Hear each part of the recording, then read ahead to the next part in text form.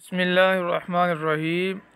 आज इस वीडियो में हम सारे मसाइल जो हैं औरतों के मुतल्लिक़ वो इंशाअल्लाह वो पूरे कर देंगे। साहिब निसाब औरत के लिए कुर्बानी का हुक्म। अगर किसी औरत के पास मज़कूरा तफसील के मुताबिक निसाब मौजूद है तो उस पर कुर्बानी करना वाजिब है, और अगर निसाब से कम मालियत है तो उस पर कुर्बानी करना वाजिब नहीं है। हाँ, अगर वह अपनी खुशी से कुर्बानी करना चाहे तो कर सकती है। जो औरत साहिब निसाब है लेकिन उसके पास इतनी रकम नहीं है कि वो कुर्बानी का जानवर ख़रीद सके, तो उसकी इजाज़त से उसका शोहर या कोई और रिश्तेदार उसकी तरफ से कुर्बानी कर सकता है।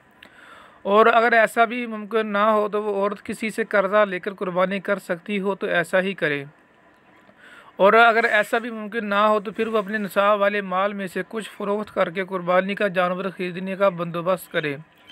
वाज़ेह रहे कि अगर किसी शख्स ने बीवी की इजाज़त के बगैर उसकी तरफ से कुर्बानी कर दी तो बीवी की तरफ से यह कुर्बानी शुमार नहीं होगी।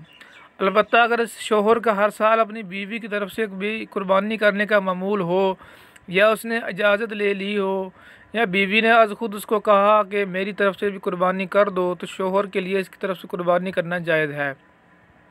शोहर के ऊपर बीवी की तरफ से कुर्बानी करना वाजिब नहीं है।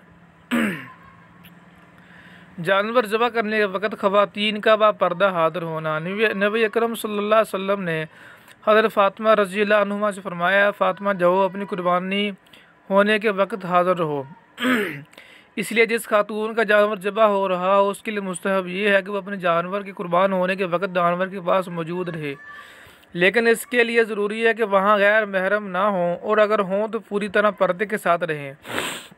अगर इसके बावजूद फितने का खौफ हो तो फिर इस्तेहबाब को छोड़कर वहाँ हाज़िर ना होना ज़रूरी है।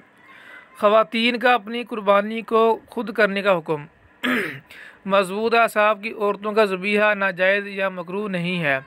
अगर आकला बालगा औरत जानवर को ठीक तरह से ज़बह करने का हौसला रखती हो और ज़बह करने का तरीका जानती हो तो फिर अपने हाथ से बिस्मिल्लाह अल्लाहु अकबर पढ़कर तेज़ दार छुरी से ज़बह करना अफजल है।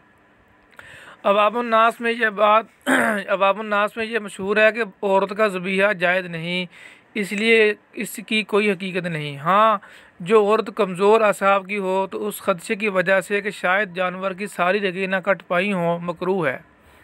ईद के दिन कुर्बानी के गोश्त से खाने की इब्तिदा करना। अगर हिम्मत हो, शदीद भूख, ज़ौफ़, बीमारी वगैरह का उज़्र ना हो तो ईद के दिन कुर्बानी करने वाले फ़र्द के लिए मसनून मुस्तहब ये है कि अपने खाने की इब्तिदा कुर्बानी के गोश्त या कलेजी वगैरह से करे। कुर्बानी का गोश्त कलेजी वगैरह तैयार होने से पहले कुछ ना खाए पिए, लेकिन वाज़ेह रहे कि अगर खाने की ज़रूरत महसूस हो तो अपनी तबीयत पर बहुत ज़्यादा जबर नहीं करना चाहिए। अलबत्ता हिम्मत हो तो इस जज्बे के साथ मेरे इस अमल में जनाब नबी करीम सल्लल्लाहु अलैहि वसल्लम की मुशाबहत है, कुछ ना खाना चाहिए। ये बड़ी सआदत की बात है। अलबत्ता जो शख्स कुर्बानी करने वाला ना हो वो कुर्बानी हो जाने से पहले भी जो कुछ खाना चाहे खा सकता है। ये इस्तेहबाब इसके लिए नहीं है। साबका सालों की रह जाने वाली कुर्बानियों का हुक्म। जो मर्द या औरतें साबका सालों में साहब निसाब थीं लेकिन वो किसी भी वजह से कुर्बानी नहीं करती रहीं, अब इनके लिए ये हुक्म है कि एक तो अपने इस जुर्म पर अल्लाह ताला की हुजूर माफ़ी मांगें, और दूसरा ये कि अब इनके लिए गुज़िश्ता सालों की तरफ से कुर्बानी करना जायज़ नहीं है। अलबत्ता इन पर एक मुतवस्सित बकरा या बकरी या इसकी कीमत का सदका करना ज़रूरी है। बाद हज़रात के नज़दीक कुर्बानी के एक हिस्से के बराबर रकम सदका करना भी काफ़ी हो जाएगा। ख़वातीन का ईद के दिन कब्रस्तान जाने का हुक्म। ज़ियारत कबूर का असल मकसद चूँकि दुनिया की गफलत से निकलना और आखिरत की फ़िक्र का पैदा होना है, इसलिए अगर कोई शख्स शादी या ईदीन वगैरह के मौका पर कब्रस्तान जाए तो मुज़ायका नहीं। अलबत्ता इन ख़ास मौक़ों पर जाने को लाज़िम समझना और ना जाने वालों पर तानो तशनी करना नाजायज़ है। लेकिन बेशुमार मफासद और मसाले की बिना पर औरतों का कब्रस्तान जाना शरअन जायज़ नहीं है। चाहे ईद का दिन हो या कोई त्यौहार, वो अपने घरों में रहते हुए ही इसारे सवाब और दुआ का एहतमाम करें। अल्लाह ताला अमल करने की तौफीक नसीब फरमाए।